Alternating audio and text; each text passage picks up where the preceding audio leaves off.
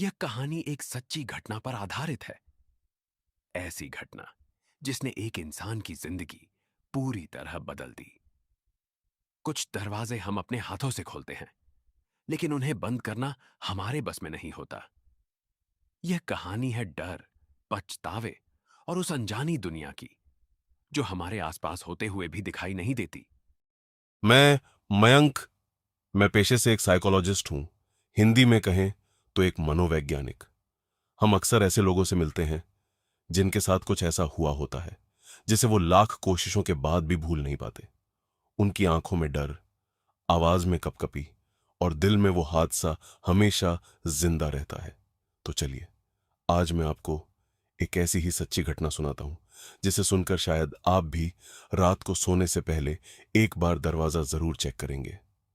तो चलिए, कहानी शुरू करते हैं। रात के करीब 11 बज रहे थे। दिल्ली की सर्दी अपने चरम पर थी और बाहर की सड़कों पर सन्नाटा इतना गहरा था कि हवा की आवाज भी साफ सुनाई दे रही थी। राहुल, उम्र लगभग 28 साल, एक आईटी कंपनी में काम करता था। उस दिन ऑफिस से लौटते लौटते काफी देर हो गई थी। थका हुआ वो सीधे अपने कमरे में आया और बैग एक तरफ फेंककर सोफे पर बैठ गया। उसका फ्लैट तीसरी मंजिल पर था और सबसे अजीब बात यह थी कि उस पूरे फ्लोर पर सिर्फ वही रहता था। बाकी दो फ्लैट्स कई महीनों से खाली पड़े थे। राहुल को शुरुआत में यह जगह काफी शांत लगी थी, लेकिन धीरे धीरे यह सन्नाटा उसे खलने लगा था। उसने घड़ी की तरफ देखा। 11:17 पीएम। चलो, जल्दी खाना खाकर सो जाता हूं, वो खुद से बड़बड़ाया। जैसे ही वो किचन की तरफ बढ़ा, दरवाजे पर हल्की सी दस्तक हुई। राहुल रुक गया। उसने सोचा, इस समय कौन हो सकता है? थोड़ा हिचकिचाते हुए वो दरवाजे के पास गया और झरोखे से बाहर देखने की कोशिश की, लेकिन बाहर कोई नहीं था। शायद मेरा वहम है, उसने खुद को समझाया और वापस मुड़ने लगा। तभी इस बार दस्तक पहले से थोड़ी तेज थी। अब राहुल का दिल तेजी से धड़कने लगा। उसने धीरे से पूछा, क कौन है? बाहर से कोई जवाब नहीं आया। कुछ सेकंड तक पूरी तरह सन्नाटा छाया रहा। राहुल ने हिम्मत जुटाई और धीरे से दरवाजा खोल दिया। दरवाजा खुलते ही सामने कोई नहीं था। खाली गलियारा, हल्की पीली रोशनी और ठंडी हवा का एक झोंका जो उसके चेहरे से टकराया। राहुल ने इधर उधर देखा, लेकिन वहां कोई नहीं था। यह क्या मजाक है? वो थोड़ा परेशान होकर बोला। वो दरवाजा बंद करके अंदर आ गया, लेकिन उसके दिल में एक अजीब सा डर बैठ गया था। उसने जल्दी जल्दी खाना खाया और बेडरूम में जाकर लेट गया। कमरे की लाइट बंद थी। बस खिड़की से आती हल्की चांदनी कमरे में फैल रही थी। करीब आधे घंटे बाद, जब उसकी आंख लगने ही वाली थी, कुछ खुलने की आवाज आई। राहुल की आंख तुरंत खुल गई। उसने ध्यान से सुना। ये आवाज उसके फ्लैट के मुख्य दरवाजे से आ रही थी। उसका गला सूख गया। मैंने तो दरवाजा बंद किया था, उसने धीरे से खुद से कहा। वो धीरे धीरे उठकर कमरे से बाहर आया। लिविंग रूम पूरी तरह अंधेरे में था। उसने स्विच ऑन किया और जो उसने देखा, उसके पैरों तले जमीन खिसक गई। मुख्य दरवाजा आधा खुला हुआ था। ठंडी हवा अंदर आ रही थी और दरवाजा हल्का हल्का हिल रहा था। राहुल का दिल अब जोर जोर से धड़क रहा था। वो धीरे धीरे दरवाजे की तरफ बढ़ा और जैसे ही उसने दरवाजा पकड़कर बंद करना चाहा, उसे लगा जैसे किसी ने बाहर से दरवाजे को पकड़ रखा हो। उसके हाथ ठंडे पड़ गए। "क- कौन है?" उसने कांपती आवाज में पूछा। कोई जवाब नहीं, लेकिन दरवाजे पर पकड़ और मजबूत हो गई। अब राहुल पूरी ताकत लगाकर दरवाजा बंद करने की कोशिश करने लगा और अचानक छोड़ दिया गया। दरवाजा जोर से बंद हो गया। राहुल पीछे की तरफ गिर पड़ा। कुछ सेकंड तक वो वहीं जमीन पर बैठा रहा। उसकी सांसें तेज चल रही थीं, माथे पर पसीना था। ये ये सब क्या हो रहा है? उसने खुद से कहा। उस रात वो बिल्कुल नहीं सो पाया।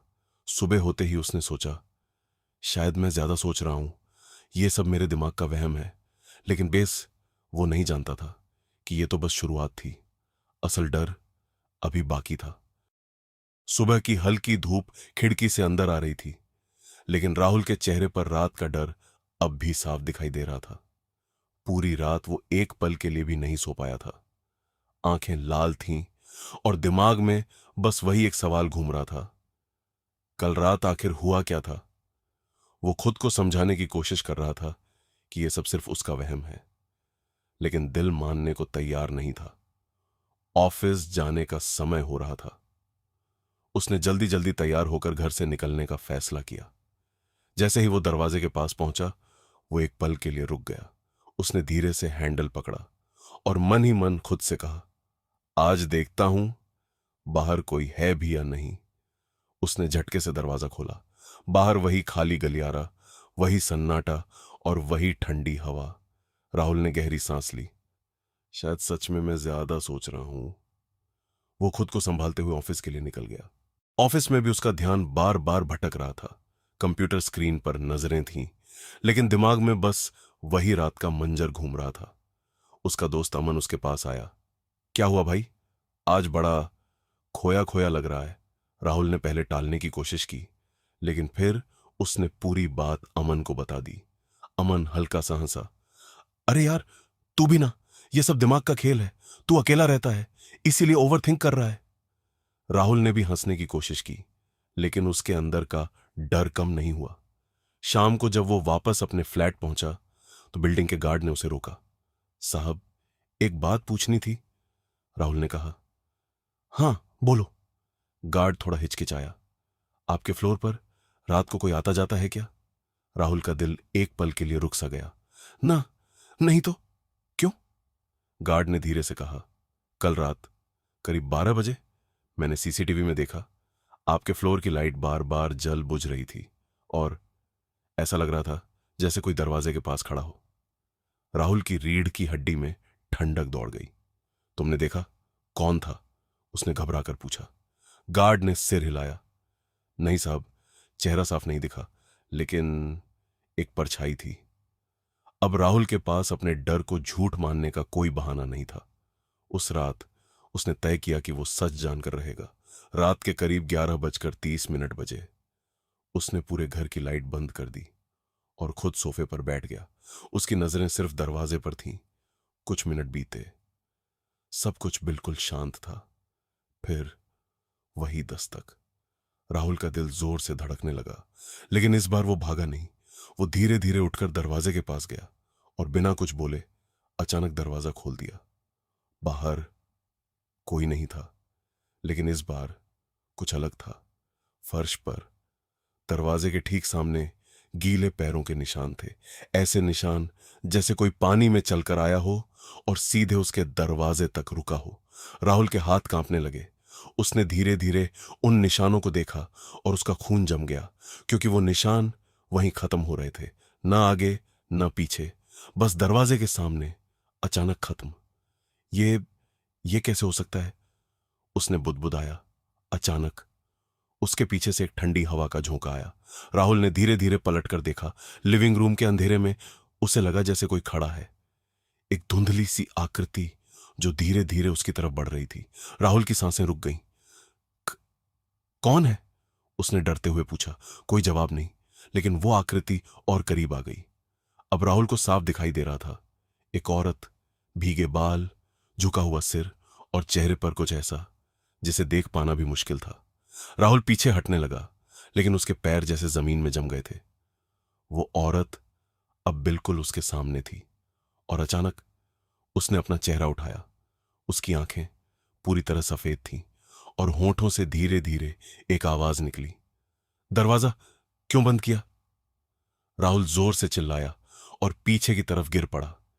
उसकी आंखों के सामने सब कुछ धुंधला होने लगा और वो बेहोश हो गया। जब उसकी आंख खुली तो सुबह हो चुकी थी। वो अपने बेड पर था, लेकिन उसे याद नहीं था कि वो वहां कैसे पहुंचा। उसने घबराकर पूरे घर को देखा। सब कुछ सामान्य था। दरवाजा बंद था और बाहर कोई निशान नहीं था।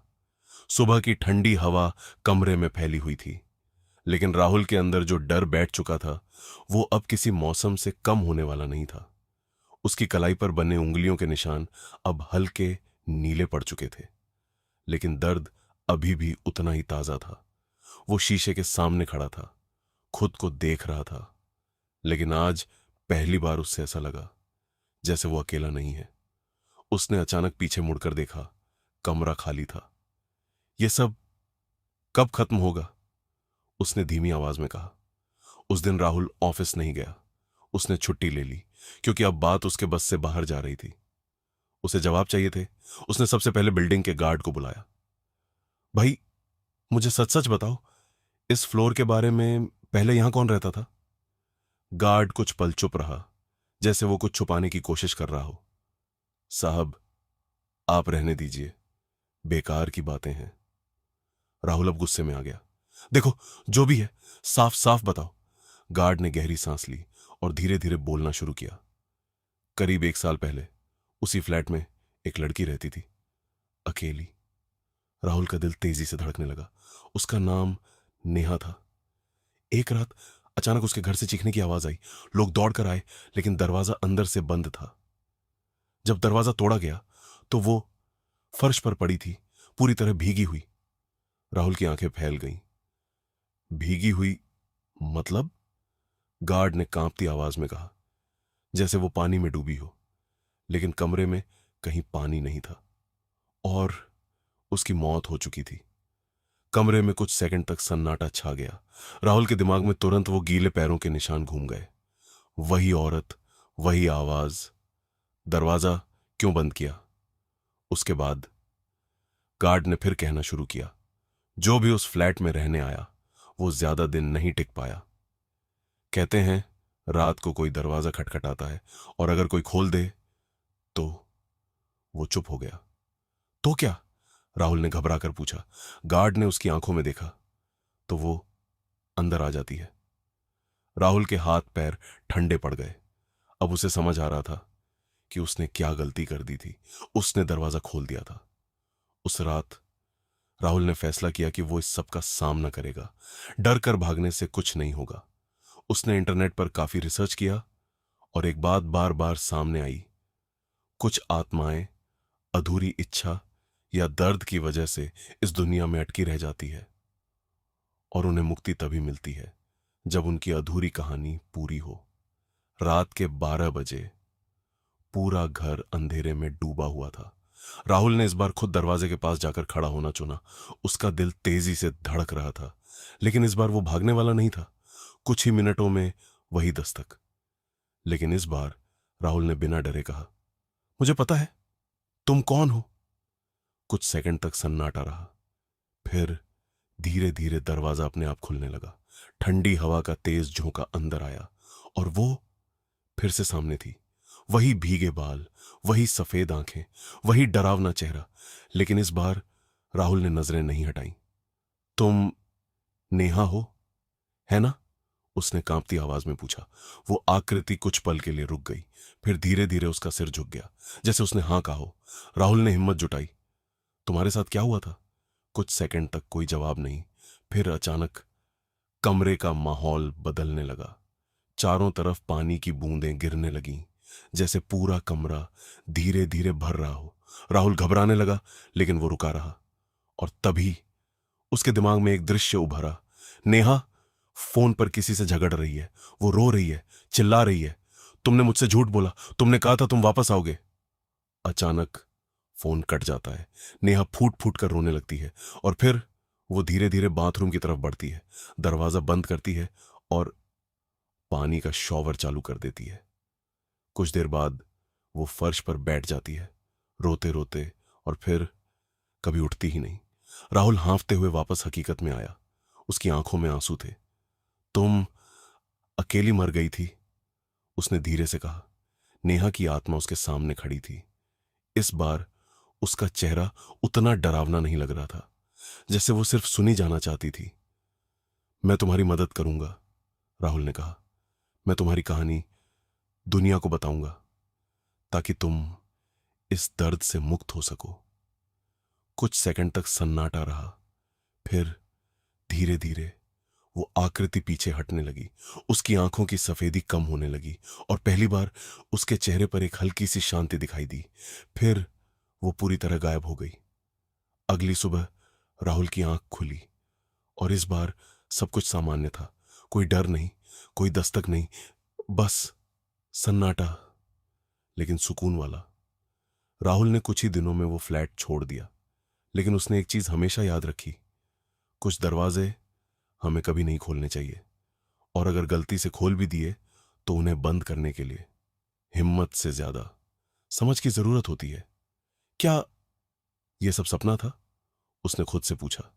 लेकिन तभी उसकी नजर उसके हाथ पर गई।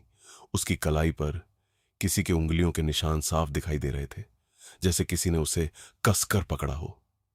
अब राहुल समझ चुका था, यह सिर्फ उसका वहम नहीं था, कुछ उसके साथ था, और वो अब उसे छोड़ने वाला नहीं था। कुछ कहानियां सिर्फ सुनने के लिए नहीं होती, वो हमें चेतावनी देती हैं, सोचने पर मजबूर करती हैं, और कभी कभी हमारी नींद भी छीन लेती है।